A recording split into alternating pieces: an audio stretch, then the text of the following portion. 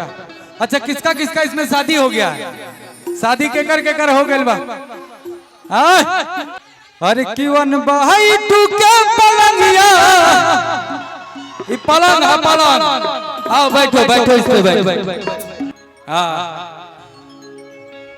जब शादी होगा तब बुझाएगा। ठीक है कितना उम्र हुआ है अभी? 33। अच्छा 23। अच्छा हमारे तभी 18 भाई। तो लड़कियां कहती हो अपना बात बतावती है कि पलंग बहुत छोटा था कि वन बहाई तू के पलंगिया पलंगिया मयूरी राजा त कबो जीत कबो पट सारी सारी रतिया कबो जीत कबो पट सारी सारी रतिया चुमल वही में तुरले रतिया चुमल वही में तुरले रतिया।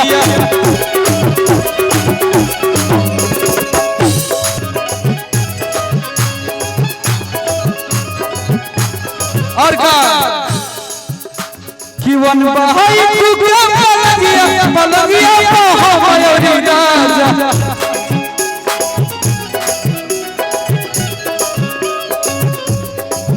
लड़की कहा दिया बियाह हो तो बुझाई। आज इसको प्रैक्टिस है इसको सब बुझा रहा हो कि कब जीत कब पट सारी सारी रतिया कब जीत कब पट सारी सारी रतिया चुमल वही में तुरले रतिया।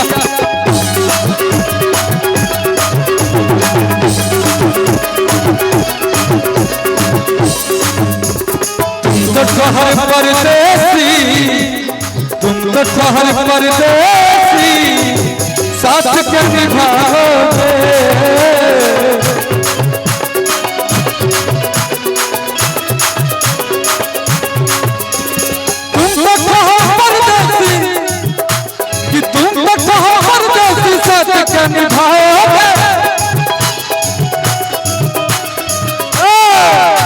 कि सुबह पहली गाड़ी से घर को लौट जाओगे पहली गाड़ी से घर को लौट जाओगे चुमल वही में तुरले